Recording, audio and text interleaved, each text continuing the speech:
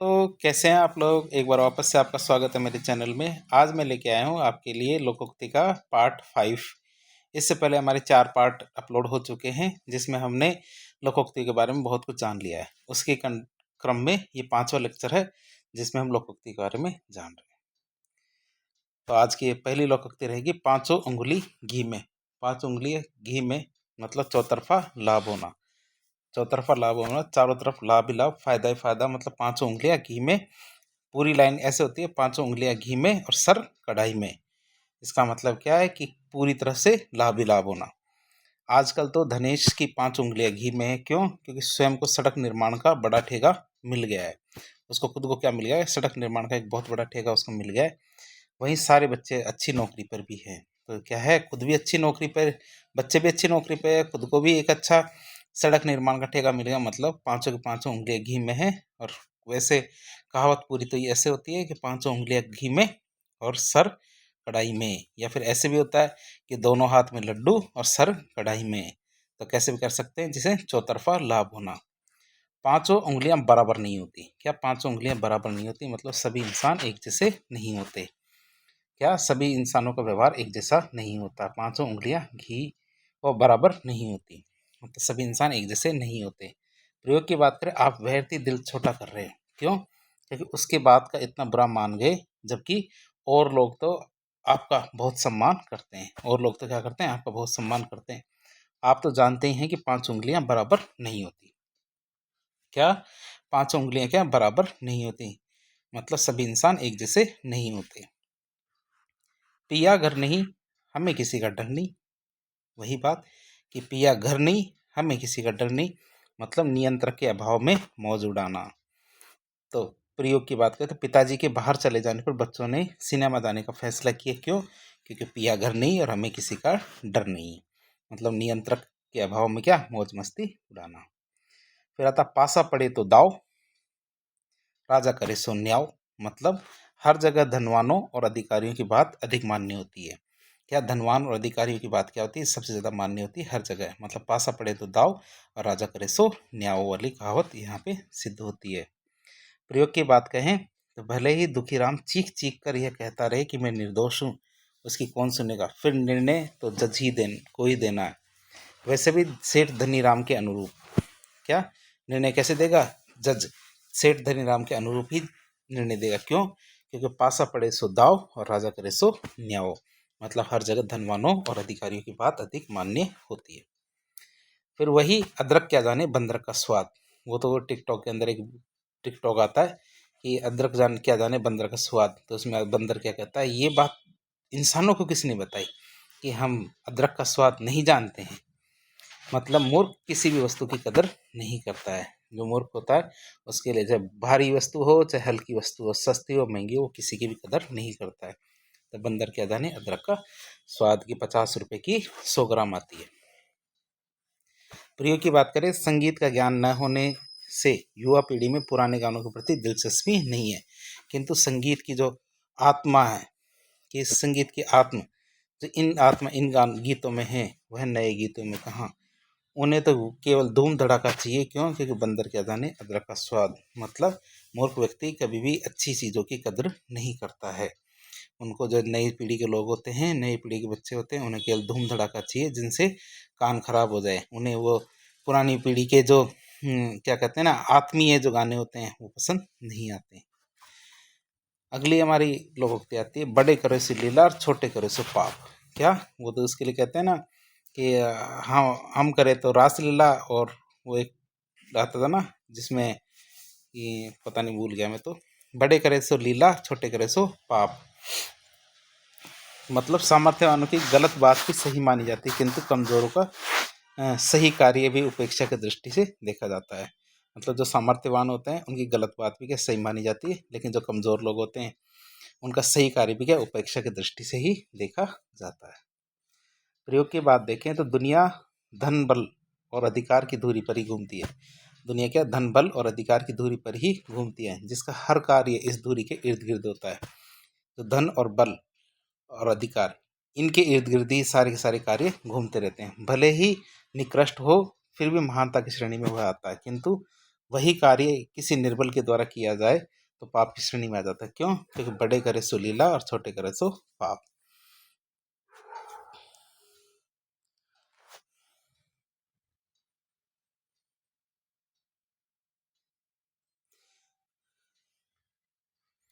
अगली हमारी लोकोक्ति आती है, बकरी की माँ कब तक खैर मनाएगी। क्या? बकरी की माँ कब तक खैर मनाएगी, मतलब होनी को कब तक टाला जा सकता है। होनी तो होकर ही रहेगी, आप इसे टाल नहीं सकते। प्रयोग की बात करें तो दाऊद क्या है, वर्षों से पुलिस को चकमा दे रहा था, अंततः एक दिन वह अवश्य पकड़ा जाएगा। क्यों? क्योंकि बकरी की अम्मा कब तक खैर मनाएगी, होनी को कब तक टाला जा सकता है, मतलब होनी तो होकर ही रहेगी, वह टल नहीं सकती। अगले लोकोक्ति आती है, बड़ी मछली छोटी मछली को खाती है, मतलब सबलों के द्वारा निर्बलों को सताया जाता है। निर्बलों को ही सताया जा सकता है सबल के द्वारा। ये कहावत कब कही जाती है? जब बड़ी मछली छोटी मछली को खाती है। प्रयोग की बात करें तो धनवानों के द्वारा गरीबों का तब तक शोषण किया जाता है जब तक कि वो दम ना तोड़ दे। अतः ठीक ही है कि बड़ी मछली क्या होती है, छोटी मछली को खाती है, मतलब सबलों के द्वारा निर्बलों को सताया जाता है। अगली हमारे लोकोक्ति आती है, बहती गंगा में हाथ धोना। क्या? बहती गंगा में हाथ धोना मतलब मौके का फायदा उठाना। बहती गंगा में हाथ धोने का मतलब है मौके का फायदा उठाना। प्रयोग की बात करें, अरे भाई आजकल तो चुनावी बुखार चल रहा है, जितना खींचना हो खींच लो, वरना बाद में ये नेता किसी को धेला भी नहीं देने वाले। ठीक ही कहा गया है कि बहती गंगा में जो हाथ धुल जाए वह उससे बेहतर कुछ नहीं होता। कह रहे भाई आजकल तो चुनाव बुखार चल रहा है, जितना खींचना हो खींच लो, वरना बाद में ये नेता किसी को धेला भी नहीं देने वाले हैं। ठीक यही है कि बहती गंगा में हाथ धो लिए जाए, मतलब मौके का फायदा उठा लिया जाए।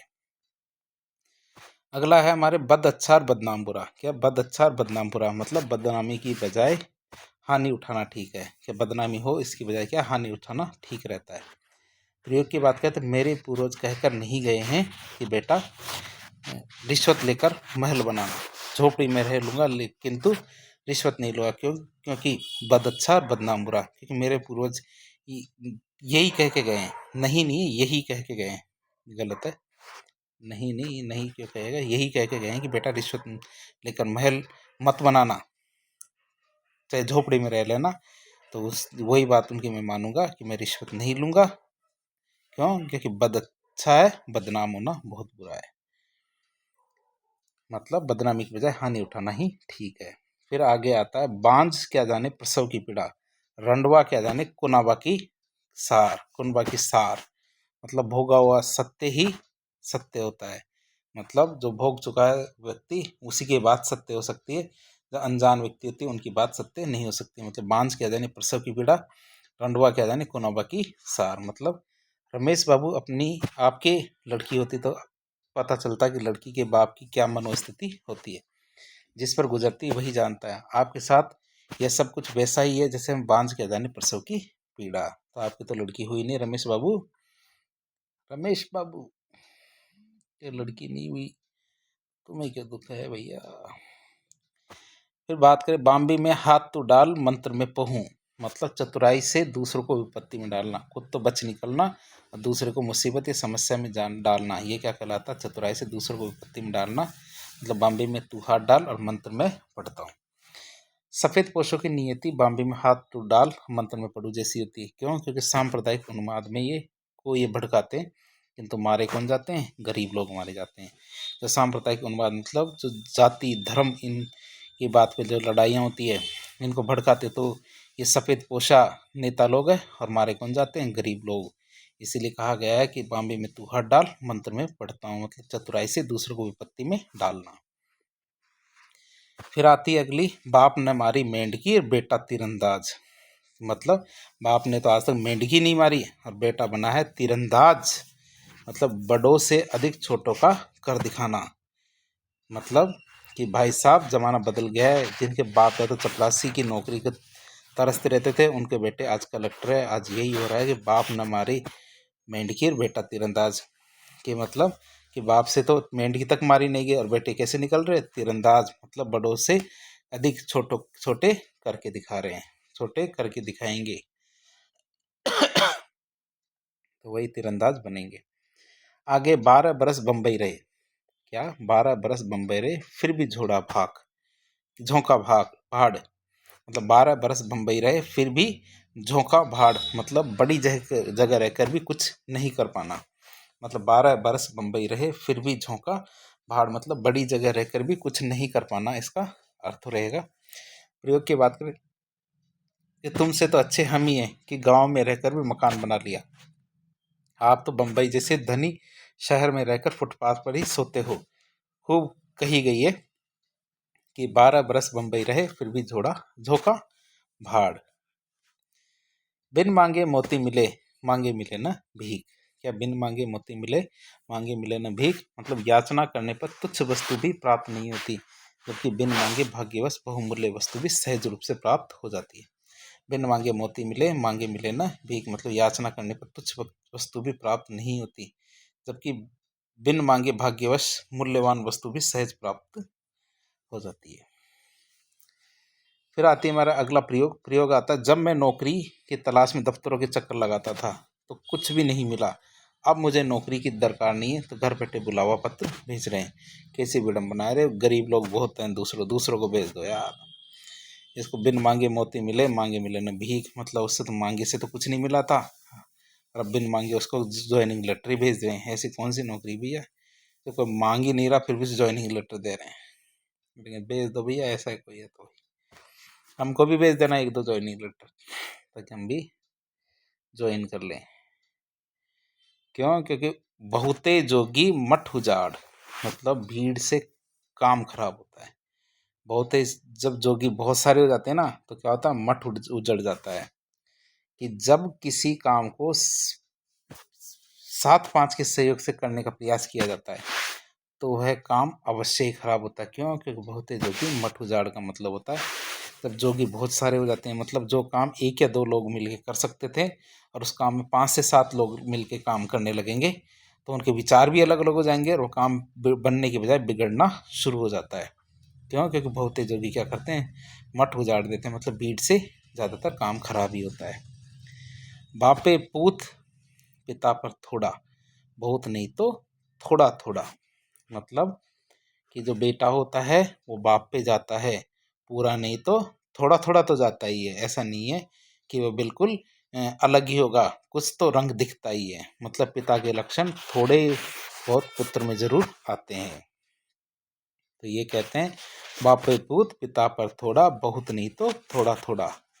प्रयोग की बात करें यह तो बिल्कुल अपने पिता पर ही को गया है। यह तो क्या अपने पिता को गया है, वही चाल ढाल वही बोलना सब कुछ रमेश जैसा ही है।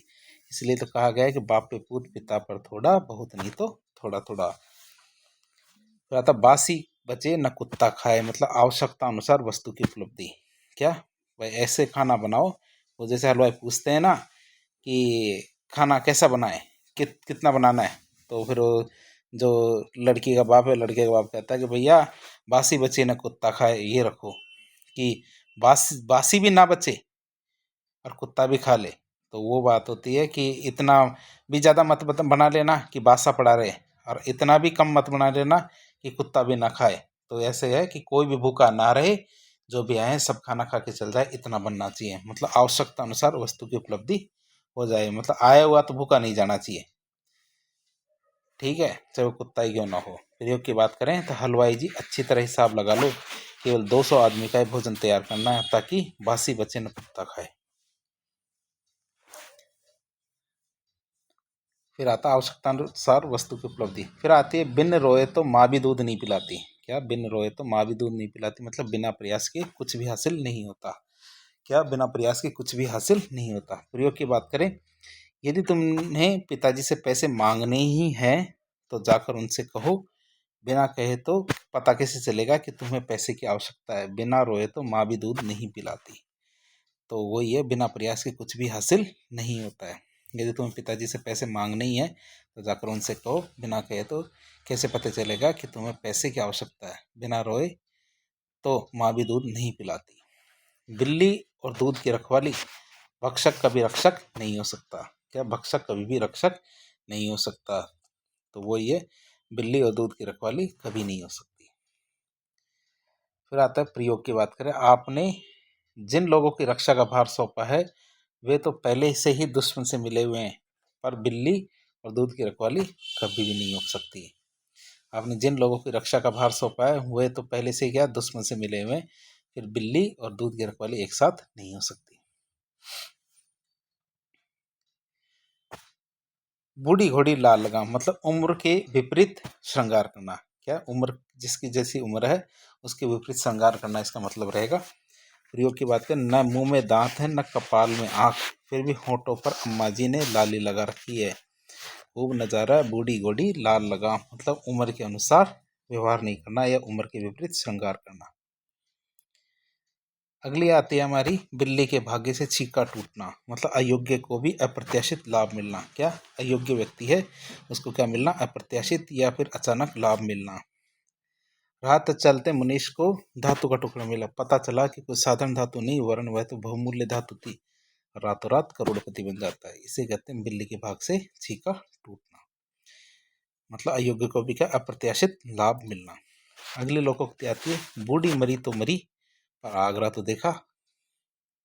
क्या बुढ़िया मरी तो मरी पर आगरा तो देखा, या फिर इसको दूसरी तरह से कहें तो बिजली तो पड़ी पर मीठी पड़ी मतलब हर घटना के अच्छे बुरे दोनों तरह के पहलू होते हैं, ये याद रखना। बिजली तो पड़ी पर मीठी पड़ी।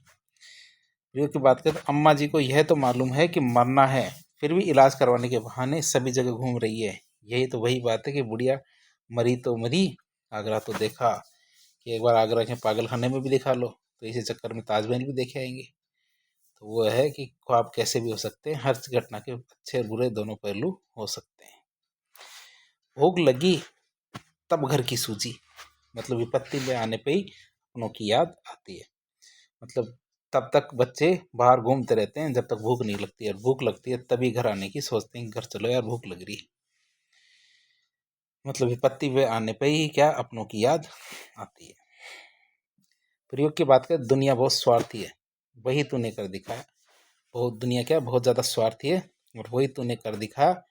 कभी माँ बाप की भी सोची कि वो कैसे रहते हैं, जब पुलिस केस में फंस गया तब यहाँ भागा आया है। यही तो है भूख लगी तभी घर सूझी है। तो ये कहा गया कि दुनिया बहुत स्वार्थी है और तूने भी वही तूने कर दिखाया कि कभी भी माँ बाप की सोची नहीं, और जैसे मुसीबत में पड़ा ना तो फिर अब जाके माँ बाप की याद आई है। जब पुलिस केस में फंस गया तो विपत्ति आने पे ही क्या अपनों की याद आती है। भेड़ पर ऊन कोई नहीं छोड़ता मतलब निर्बल का हर कोई शोषण करता है। जो कमजोर होते हैं निर्बल व्यक्ति होते हैं उसका शोषण करने की हर कोई सोचता है, तो निर्बल का हर कोई शोषण करता है। प्रयोग की बात करें, यह सरकार या हो वह सरकार, सर बिरला टाटा की सरकार सब क्या है गरीब जनता का ही शोषण करते हैं। क्यों? क्योंकि भेड़ पर ऊन कोई नहीं छोड़ता। किसी की सरकार बना लो, चाहे टाटा की बना लो चाहे बिरला की बना लो, सबकी सरकार क्या करती है गरीब पर कोई ऊन नहीं छोड़ती। मतलब भेड़ पर कोई ऊन नहीं छोड़ती मतलब गरीब जनता का तो शोषण करती ही करती है। सब सरकार एक ही काम करती है। फिर आगे आता है, भैंस के आगे बीन बजाई उसने सोचा सानी आई मतलब चारा आ गया है।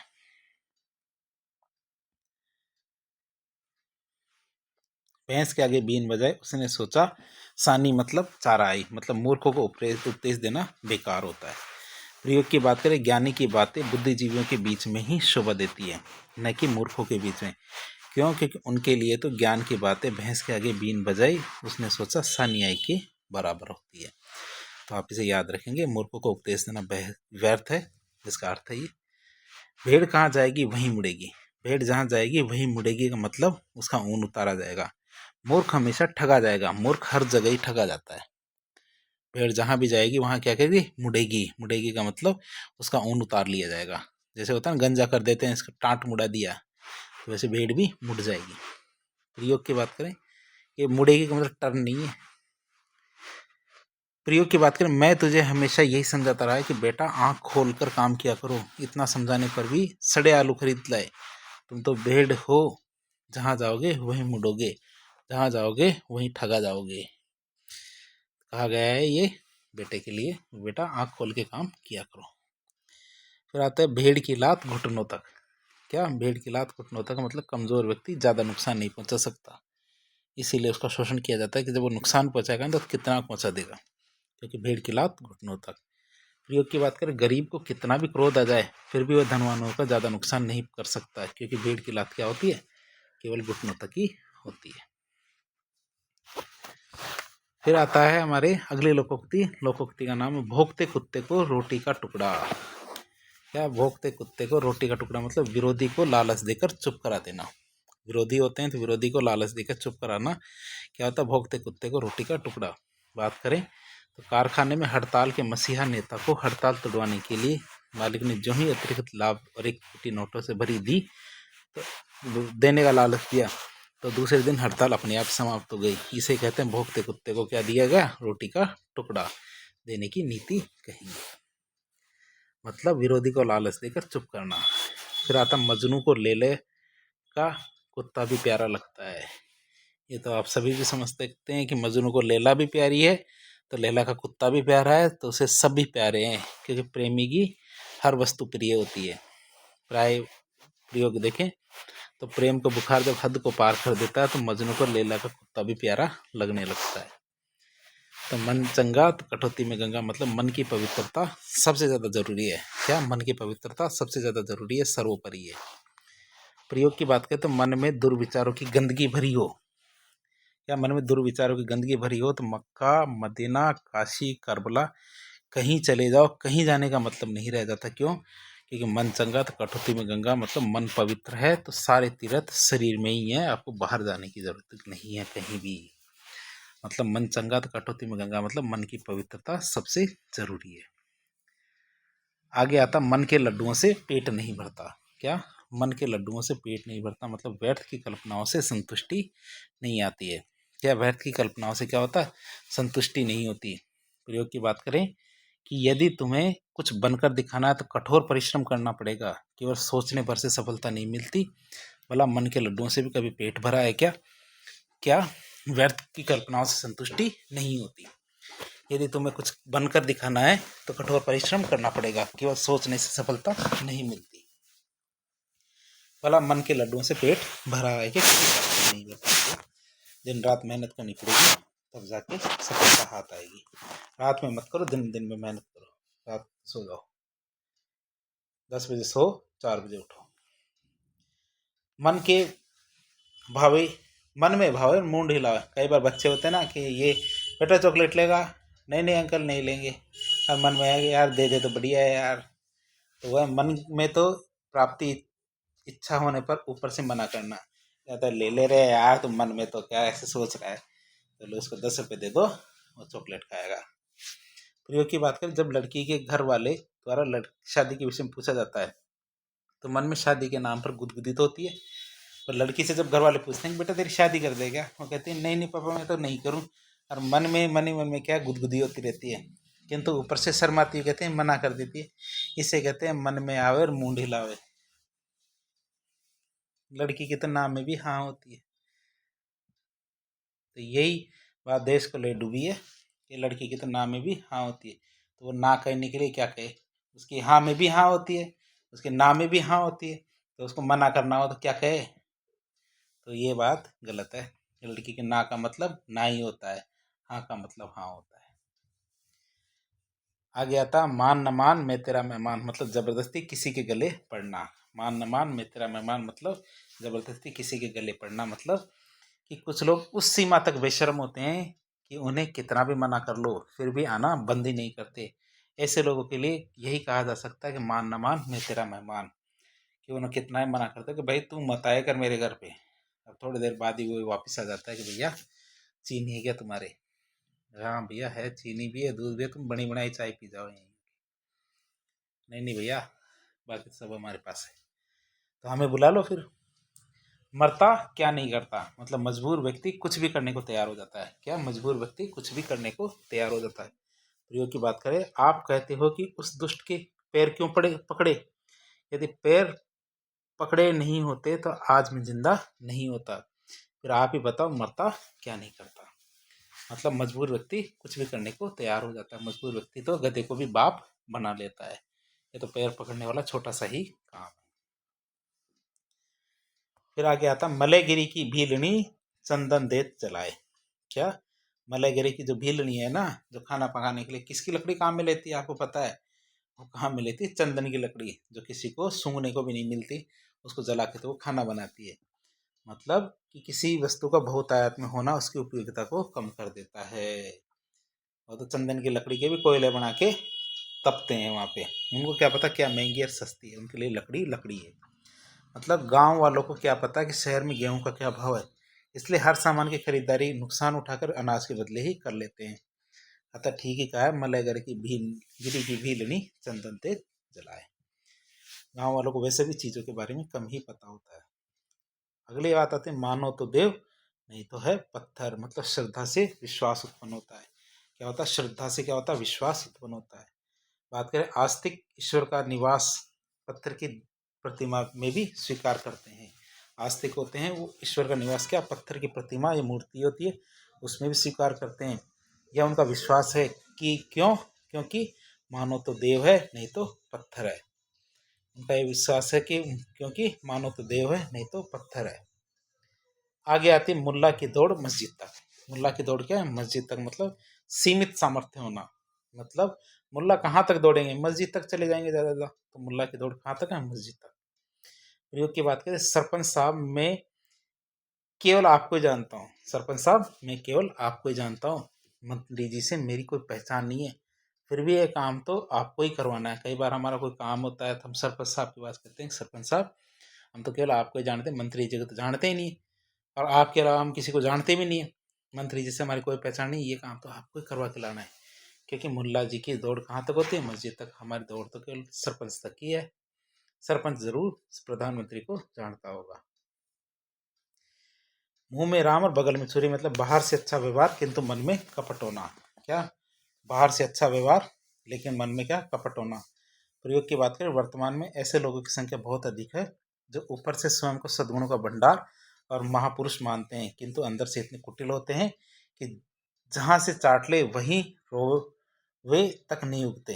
जहां से चाट ले वहां से रोवे तक नहीं उगते। ऐसे ही व्यवहार को कहते हैं मुंह में राम और बगल में छुरी। मतलब बाहर से अच्छा व्यवहार किंतु मन में कपट होना। दोबारा पढ़ देते हैं आपके लिए प्रयोग कि वर्तमान में ऐसे लोगों की संख्या अधिक है जो ऊपर से स्वयं को सद्गुणों का भंडार और महापुरुष मानते हैं और अंदर से कितने कुटिल होते हैं? इतने कुटिल कि जहां से चाट ले वहां रोवे तक नहीं उगते। ऐसे व्यवहार को क्या बोलते हैं? मुंह में राम और बगल में छुरी। मुंह मांगी तो मौत भी नहीं मिलती। कहते हैं भगवान मेरे को तो उठा ले।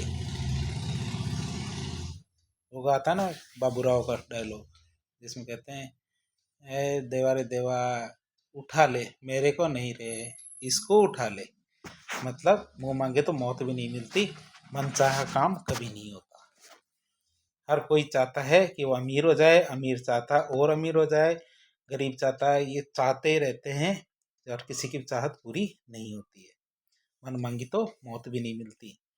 प्रियो की बात करें, आप इस कार के 2 लाख रुपए मांग रहे हैं, कुछ कम तो करो। बोला मुंह मांगी तो मौत भी नहीं मिलती, आपको 2 लाख रुपए कहाँ से ला के दूं मैं? हो सके तो 10-20 रुपए कम कर लो।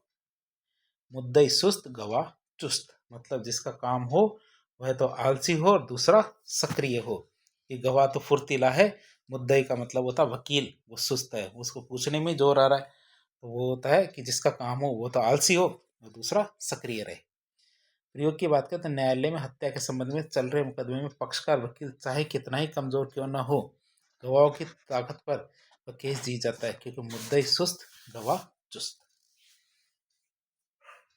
अगली लोकोक्ति आती है, मेरी बिल्ली और मुझको ही म्याऊं। क्या मेरी बिल्ली मुझको म्याऊं? मतलब आश्रयदाता को ही आंख दिखाना। जो आश्रयदाता है हमारे उनको आंख दिखाना होता है, मेरी बिल्ली मुझको ही म्याऊं। प्रयोग की बात करें, दीपेंद्र बाबू ने नौकर को धमकाते हुए कहा। दीपेंद्र बाबू ने क्या किया? नौकर को धमकाते हुए कहा, काम करना हो तो करो वरना दफा हो जाओ, अकड़ने की जरूरत नहीं, कोई जरूरत नहीं है, हमारी बिल्ली और हमको ही म्याऊं। ऐसे थोड़ी होता है कि हम ही आश्रय दे रहे हैं, हम ही को आंख दिखा रहे हो भैया, ऐसे थोड़ी होता है। मेरी बिल्ली और मुझको ही म्याऊं म्याऊं म्याऊं म्याऊं म्याऊं, ऐसे नहीं करना है। तो आता है कि मोरी की ईंट चौबारे पर। क्या मोरी की ईंट चौबारे पर? मतलब जो तुच्छ व्यक्ति होता है इसको सम्मान देना। जो तुच्छ व्यक्ति होता है उसको ज़्यादा सम्मान नहीं देना चाहिए। क्यों? क्योंकि वो माथे पर बैठ जाता जाके। तुच्छ व्यक्ति को ज़्यादा सम्मान देना। मोरी की ईंट होती है, मोरी में अच्छी लगती है, चौबारे पे नहीं। लेकिन रख दो तो रख दो। प्रयोग की बात करें, आपने ख्याल आपने रखाल बाबू को अपना समधी बनाकर, क्या रखाल बाबू है कोई, तो रखाल बाबू को अपने समधी बनाकर बहुत बड़ी भूल की है। क्यों? क्योंकि जहाँ वह टटपुंजिया को, कहाँ वह टटपुंजिया और कहाँ आप, भला मोरी की ईंट चौबारे पर शोभा देती है? बिल्कुल नहीं है। मतलब आपने जो रखाल बाबू है, तो रखाल बाबू को अपना समधी बना के ठीक नहीं किया। क्यों? क्योंकि वो तो एक टटपुंजिया आदमी है और आप बहुत बढ़िया शानदार अफसर आदमी हो, तो आपके साथ तो समधी बन के ठीक नहीं है। क्यों? क्योंकि भला मोरी की ईंट कभी चौबारे पे शोभा नहीं देती। मेंढकी को जुकाम, मतलब ओछा व्यक्ति होता है ना, वो ज्यादा इतराता है। जो ओछे व्यक्ति होते हैं, मेंढकी होती है ना, ओछी व्यक्ति होती है, तो उसको बहुत ज्यादा जुकाम हो जाती है। मतलब ओछा व्यक्ति हर बात में इतराता है। बात कर प्रयोग की। 10 दिन शहर में रहकर लौटे सुरेंद्र ने ग्रामीण जीवन का ही मखौल उड़ाते हुए कहा, उफ, हाय गर्मी। तो ये इसको कहते हैं मेंढकी को हुआ जुकाम, कि 2 दिन क्या शहर में रह लिया, गांव की गर्मी उसे गर्मी लगने लगी और पूरी जिंदगी गर्मी में ही गांव में निकाला था। फिर आता है, यह मुंह और मसूर की दाल, मतलब अपने औकात देखकर सीखे बगाड़ना चाहिए, औकात से बाहर बात नहीं करनी चाहिए। लड़की की शादी में जहाज देने की बात करने पर पड़ोसी ने कहा, भला अपनी औकात भी देखिए, ये मुंह और मसूर की दाल जहाज देने की बात कर रहा है, मोटरसाइकिल देने की औकात नहीं है। तो अपने औकात देखकर ही बात करनी चाहिए। सेकी भी बघारो तो इतनी बघारो कि जल जाए। फिर बात करें अगली अगली लोकोक्ति की। लोकोक्ति है, यथा राजा तथा प्रजा, मतलब जैसा राजा होती है वैसी प्रजा होती है, जैसा मालिक होता है वैसा ही नौकर होता है, जैसी नेता होता है वैसी जनता होती है। तो यथा राजा तथा प्रजा। प्रयोग की बात करें, आप किसी एक पक्ष को दोषी न ठहराएं। यदि नेता भ्रष्ट है तो जनता भी उससे कम नहीं है। अच्छा समन्वय होता है राजा प्रजा का, मतलब जैसा राजा वैसी प्रजा। सबके लिए कहा गया, रस्सी जल गई लेकिन बल नहीं गया। इस बार जो आरएस की परीक्षा लगी है, उसमें लोगों के सामने ये वाला जो लोकोक्ति है ये बहुत अच्छी सिद्ध होगी, रस्सी जल गई लेकिन बल नहीं गया। मतलब पुराना गौरव समाप्त होने पर भी अकड़ना। अच्छे अच्छे धुरंधर प्री के अंदर फेल होते हुए दिखाई दे रहे हैं, लेकिन वो ज्ञान बांटने से पीछे नहीं हट रहे हैं। मतलब पुराना गौरव समाप्त हो गया, कितने डिंगे बखार लो कि मैंने इतनी बार मेंस दिए और इतनी बार इंटरव्यू दिए हैं, लेकिन इस बार तो उनके प्री में पास होने के भी चांस नहीं लग रहे। फिर भी वो ज्ञान बांटने से पीछे नहीं हट रहे। मतलब रस्सी जल गई लेकिन बल नहीं गया। प्रयोग की बात करते, राजाओं के राज चले गए फिर भी जनता के बीच घुलना मिलना उन्हें आज भी अच्छा नहीं लगता। यही है कि रस्सी जल गई लेकिन बल नहीं गया। आगे आता है, राजहंस बिन को करे छीर नीर अलगाव, मतलब न्याय के अभाव में न्याय नहीं मिलना। तो न्यायी व्यक्ति होता है, जो हमारा जज होता है, उसके अभाव में कभी भी न्याय नहीं मिलता। मतलब राजहंस बिन को करे छीर नीर अलगाव, मतलब छीर का मतलब होता है खीर, और नीर का मतलब होता है पानी। खीर को पानी से अलग करे, तो ये राजहंस के बिना संभव नहीं है। प्रयोग की बात करें कि आप भी किस जमाने की बातें करते हो? अब तो न्यायाधीश रहे ही कहाँ, सब भ्रष्ट हो गए हैं। तभी तो कहते हैं राजहंस बिन को करे छीर नीर अलगाव, मतलब खीर और पानी को अलग कर सके ऐसा राजहंस कहाँ बचा अब। मतलब न्याय के अभाव में न्याय नहीं मिलना। आगे आता राम की माया, कहीं धूप कहीं छाया, मतलब ईश्वर कहीं दुख तो कहीं सुख, कहीं धन तो कहीं निर्धनता देता रहता है। तो ऐसा ही करता हमारा ईश्वर। ईश्वर के राज में यही चलता है कि कहीं धूप कहीं छाया, ईश्वर की माया। मतलब ईश्वर कहीं दुख तो कहीं सुख देता है, कहीं धन तो कहीं निर्धनता देता है। बात कर प्रयोग की। सार में संसार नहीं, संसार में ईश्वर भी अपनी विचित्र लीलाएं दिखाता है। ये संसार है, संसार में ईश्वर क्या है, अपनी विचित्र लीलाएं दिखाता है। किसी को 2 जून की रोटी भी नसीब नहीं होती, तो किसी को रसमलाई की भरपूर आपूर्ति है। वाह राम की माया, कहीं धूप कहीं छाया। फिर आते, राम मिलाए जोड़ी एक अंधा एक कोड़ी। राम मिलाए जोड़ी एक अंधा और एक कोड़ी, तो ये जोड़ी भी खतरनाक है। मतलब समान प्रकृति वालों में मित्रता होना। प्रयोग की बात करें, जैसा खुद अव्वल दर्जे का झूठा है वैसे ही झूठों से उसने रिश्तेदारी बना रखी।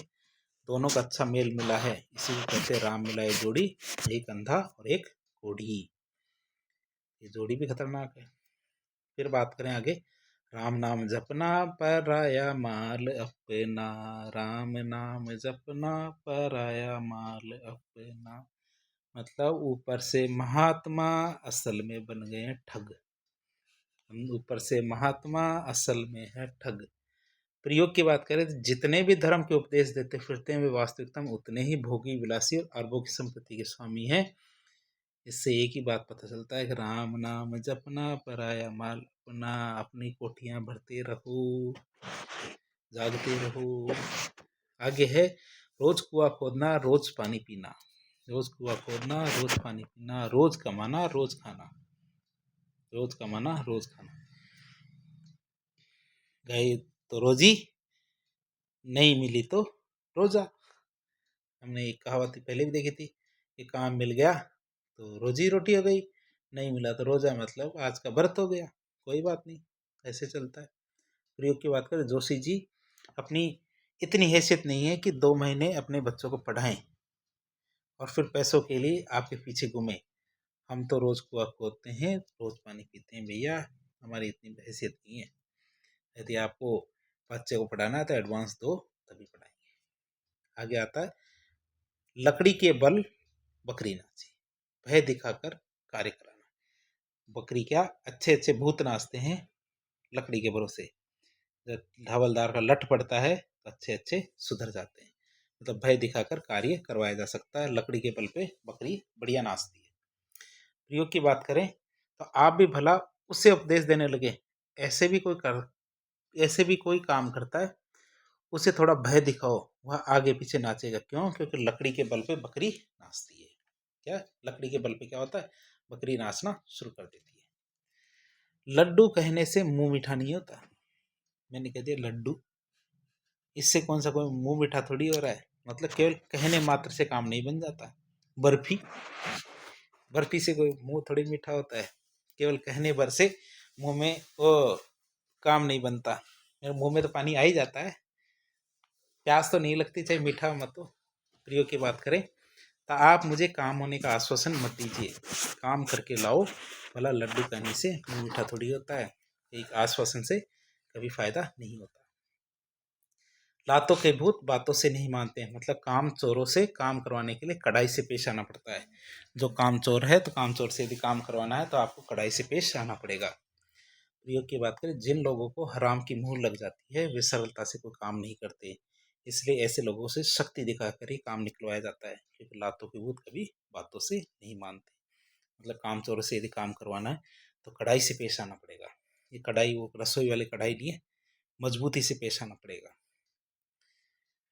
फिर आता है लिखे ईसार पढ़े मूसा। मतलब इतनी गंदी लिखावट है कि लिखा तो ईसा था और पढ़ने में ऐसे लग रहा है जैसे को मूसा लिखा हुआ है। प्रयोग की बात करें, आप स्नातकोत्तर मतलब एमए की कक्षा के विद्यार्थी होने के बावजूद इतना गंदा लिखते हो कि लिखे ईसा पढ़े मूसा। खुद की पढ़ा लिखाई खुद को ही समझ में नहीं आ रही क्या लिख दिया। आगे आता है लेना एक न देना दो, मतलब किसी से कोई मतलब नहीं रखना। लेना एक न देना दो मतलब कोई मतलब नहीं रखना। प्रयोग की बात करें, मुझे बार बार उस संस्था के बारे में क्या पूछते हो, मेरा अब उनसे कोई लेना दे, उनसे लेना एक न देना दो का संबंध है। मतलब उस संस्था से मेरा कोई संबंध नहीं है, कोई मतलब नहीं रहा। विनाश काले विपरीत बुद्धि, मतलब प्रतिकूल समय आने पर विवेक नष्ट होना। क्या प्रतिकूल समय आने पर विवेक नष्ट होना, जब बुरा समय आता है तो दिमाग काम करना वैसे ही बंद कर देता है। प्रयोग की बात करें तो इस दुनिया में कोई ऐसा मूर्ख नहीं है जो जानबूझकर धोखा खाए, किंतु जब बुरा होना होता है तो विनाश काले विपरीत बुद्धि हो जाती है। क्या हो जाता है? विनाश काले विपरीत बुद्धि हो जाती है। इस दुनिया में ऐसा कोई मूर्ख नहीं है जो जानबूझकर धोखा खाए। फिर आगे आता है वहम की दवा हकीम लुकमान के पास भी नहीं है। क्या? वहम सबसे भयानक रोग है, पर एक बार जिसको वहम हो जाता है उसका इलाज तो भगवान भी नहीं कर सकता, भगवान के पास ही जाना पड़ेगा उसे। प्रयोग की बात करें, मैं आपसे पहले ही कह चुका हूं कि उस लड़की से मेरा कोई संबंध नहीं है, फिर भी आप हो कि शक किए जा रही हो।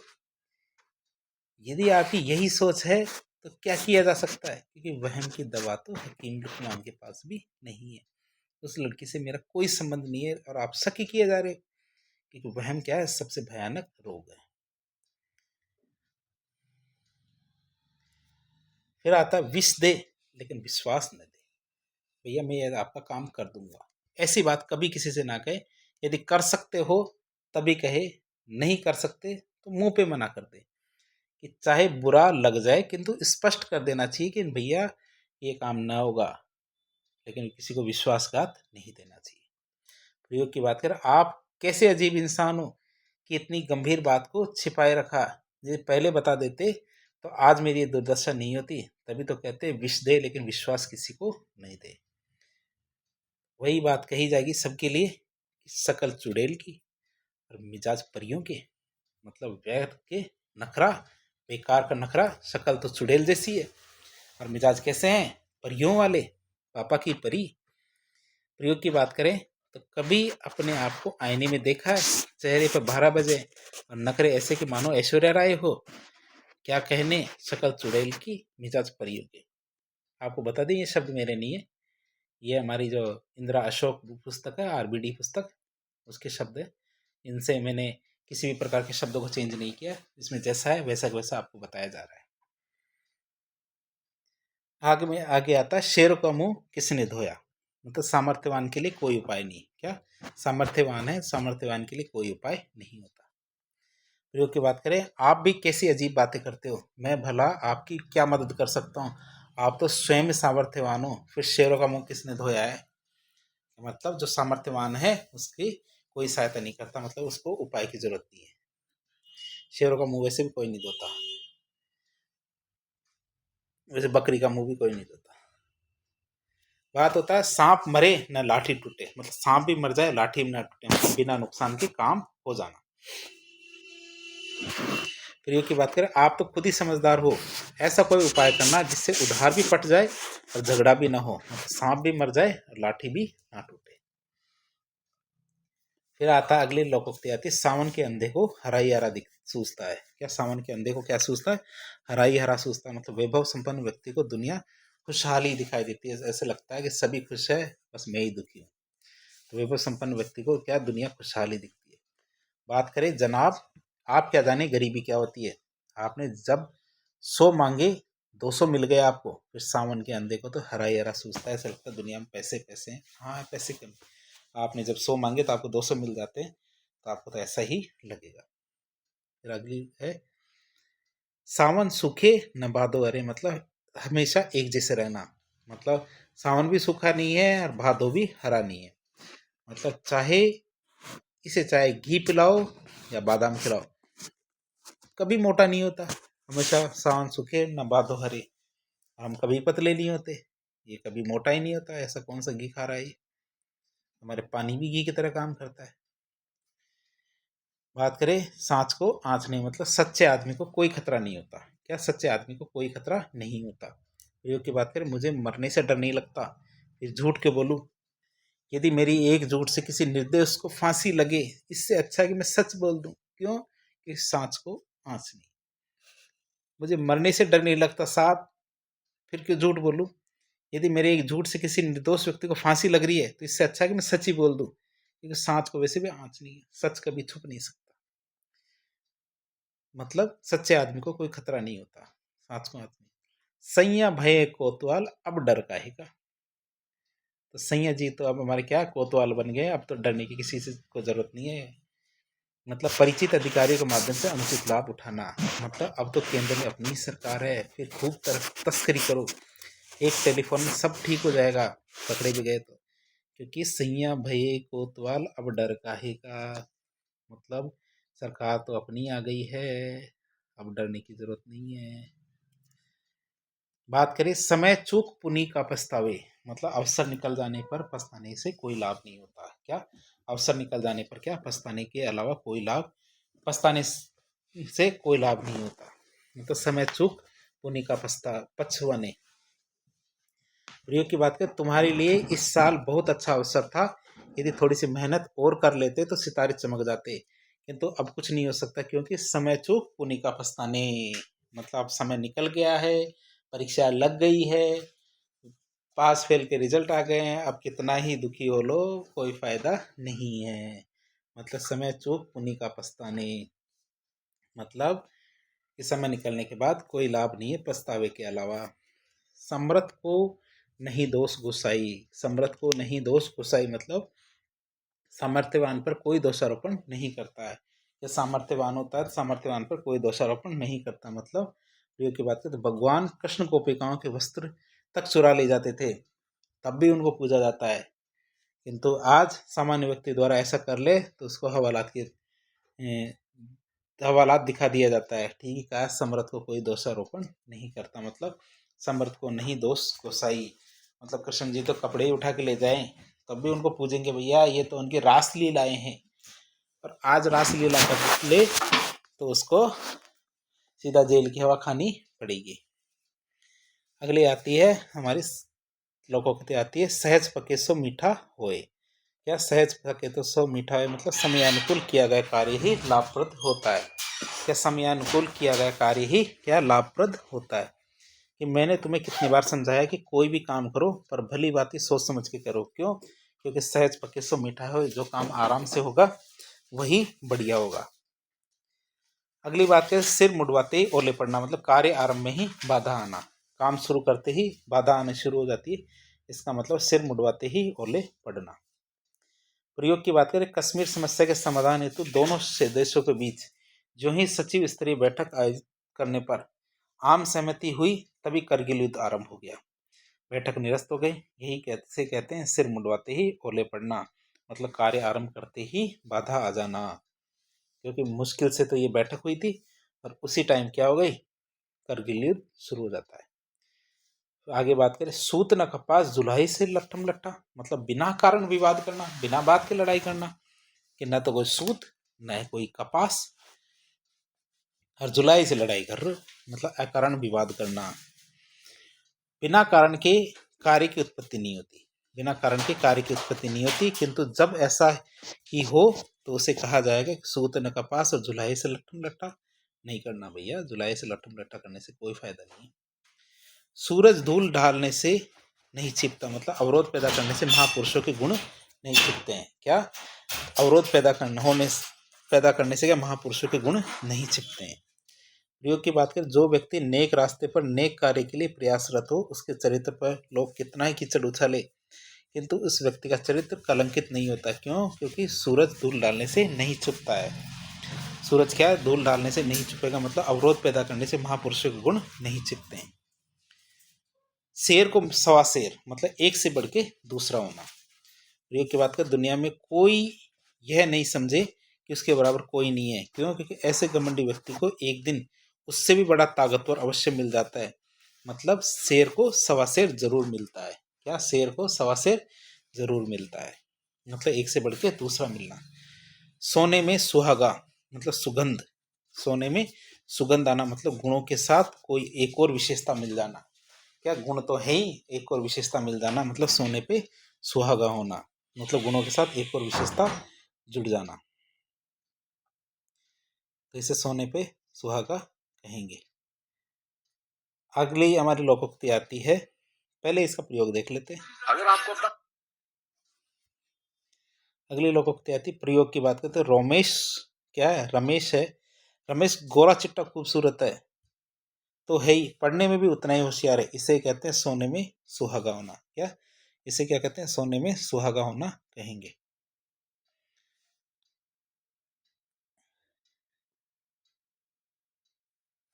आगे आती है हमारी अगली लोकोक्ति आती है, 100 दिन चोर के एक दिन शाह का। क्या? 100 दिन चोर के एक दिन शाह का मतलब दोषी व्यक्ति एक दिन अवश्य पकड़ा जाता है। क्या? दोषी व्यक्ति क्या होता है? एक दिन जरूर पकड़ा जाता है। 100 दिन तो चोर के होते हैं, एक दिन शाह का होता है।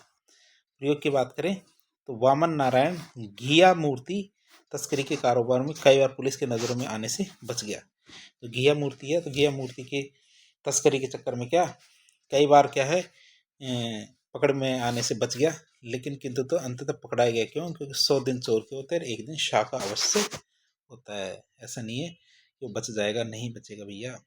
क्योंकि 100 सुनार के एक ही लुहार की मतलब व्यर्थ बकवासवाद करने वाले की अपेक्षा एक ही मर्म की बात कहना अच्छी बात है।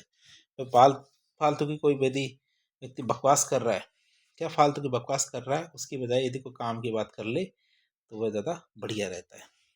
प्रयोग की बात करें, जब गोविंद के द्वारा नरेश को प्रतिदिन गाली देने का सिलसिला जारी रहा तो नरेश ने एक दिन उसे ऐसा धुना कि जीवन पर याद रखेगा। इसे कहते हैं 100 सुनार की और एक लुहार की।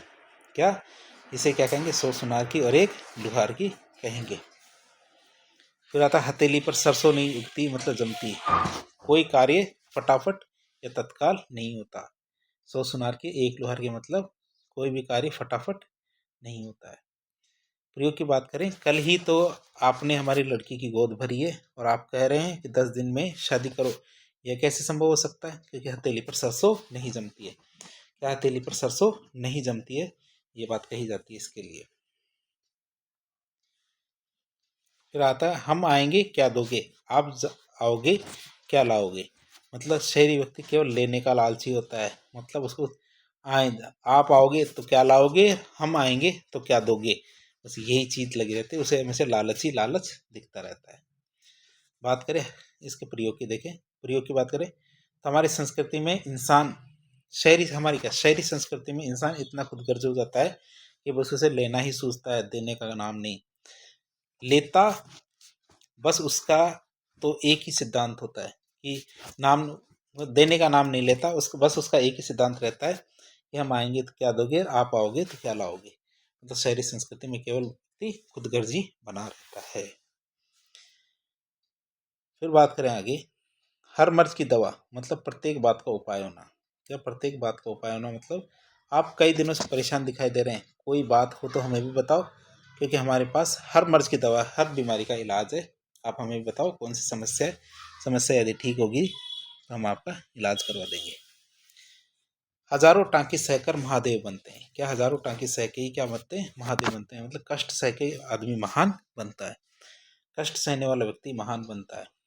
योग की बात करें तो वैभव संपन्न परिवार में जन्म लेने के बाद भी गांधी जी से ने वैभव संपन्न परिवार में जन्म लेने के बाद भी गांधी जी ने साधारण जीवन यापन करते हुए जेल की यातना या जेल जाना स्वीकार किया, क्योंकि 1000 टांके सहन करने के बाद ही महादेव बनता है। बात करें हजाम के आगे सब सिर मुड़ा झुकाता है। हजाम के आगे सबका सिर झुकता है। मतलब समय आने पर मजबूरी में सबको झुकना पड़ता है। तो हजाम के आगे सबका सिर झुकता है मतलब समय आने पर मजबूरी में सबको झुकना पड़ता है। प्रयोग की बात करें, कोई भी व्यक्ति अपना अपमान स्वीकार नहीं कर सकता, फिर भी मजबूरी ऐसी होती है जिनमें अपमान सहना ही पड़ता है। क्यों? क्योंकि हजाम के आगे सबका सिर झुकता है। हाथ कंगन को आरसी क्या और पढ़े लिखे को फारसी क्या। मतलब प्रत्यक्ष को प्रमाण की आवश्यकता नहीं होती। क्या? प्रत्यक्ष को प्रमाण की आवश्यकता नहीं होती। देखें इसका प्रयोग, तो यदि आप यह नहीं मानते कि अरावली का स्वरूप खंडित नहीं हो रहा तो स्वयं चल कर देख लिए। क्यों? एक हाथ कंगन को आरसी क्या, प्रत्यक्ष को प्रमाण की जरूरत नहीं पड़ती। हाथी के दांत खाने के और दिखाने के और, मतलब कथनी और करनी में अंतर होना। क्या? कथनी और करनी में अंतर होना मतलब हाथी के दांत खाने के और दिखाने के और। बात करें कहने को तो सभी नेता यही कहते हैं कि हमारे पास पैतृक संपत्ति के अतिरिक्त कुछ नहीं है, किंतु अंदर ही अंदर अरबों की संपत्ति विदेशी बैंकों में जमा कराते रहते हैं। सच तो यही है कि हाथी के दांत दिखाने के और खाने के और होते हैं। एक और लोकोक्ति हमारे होनहार बिरवान के होत चिकने पात, या फिर कहें तो पूत के पांव पालने में ही दिख जाते हैं। मतलब प्रतिभावान बालक के गुण बचपन में ही दिखाई देने लग जाते हैं। तो हमारी आज की आखिरी रहेगी प्रयोग की बात करें, सचिन तेंदुलकर 6 वर्ष की आयु में ही बल्ला घुमाना सीख गया था और इसी के आधार पर लोगों को लगा कि एक दिन वह महान खिलाड़ी बनेगा, क्योंकि होनहार विद्वान के होत चिकने पात। तो आज इसी के साथ हमारी जो लोकोक्ति वाला चैप्टर है, ये हमारी आरबीडी की जो डॉक्टर इंदिरा अशोक की जो लोकोक्ति वाला चैप्टर था ये पूरा हो गया है। तो इसी के साथ आज का लेक्चर भी ख़त्म करते हैं। तो यदि वीडियो पसंद आ रहे हैं आपको तो वीडियो को लाइक करें, चैनल को सब्सक्राइब करें, अपने दोस्तों के साथ शेयर करें। ये एक फ्री सीरीज है एक तरह से आपके लिए और सभी के लिए। इसका लाभ सभी को मिलना चाहिए, क्योंकि हम भी मेहनत कर रहे हैं। आपको तो केवल शेयर करना है और अपने दोस्तों को बताना है ताकि इसका लाभ सभी को मिल सके। तो वीडियो को पसंद आता तो लाइक करें, शेयर करें, कमेंट करें। धन्यवाद।